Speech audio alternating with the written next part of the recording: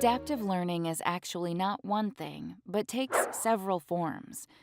Two common types, for example, are skills based and memory based. When you're choosing courseware for your class, be sure it's adaptive in the right way for your students. Take, for example, memory, helping students remember facts and concepts. Some subjects, like anatomy, require lots of memorization. But even subjects that focus on critical thinking need students to remember facts and concepts to make an argument. As a student, you probably used or even made your own memory-based adaptive learning tool. You probably called them flashcards. Perhaps you had a stack that you used to quiz yourself. Whenever you got one right, you removed that card. If you got it wrong, maybe you put it at the bottom of the stack and quizzed yourself again later.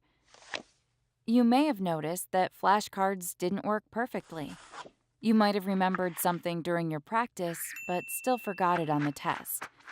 This is called memory decay, and unfortunately, it happens to everyone.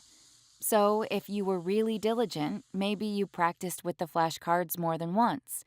You probably noticed that you remembered more on the test if you went through the cards once, put them down for a while, and then went through them again later.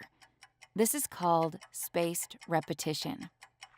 Turns out that there's science behind this. Spaced repetition does help prevent memory decay. People who study memory know a lot about how often and how far apart you need to be quizzed to have the best chance of remembering it.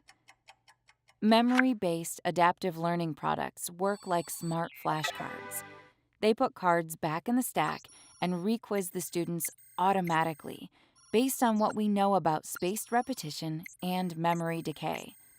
They can remind students when it's time to practice again, and they can determine when students remember well enough that they don't need to be quizzed again. Memory-based adaptive learning products can help students who think they've learned important facts make sure that they have.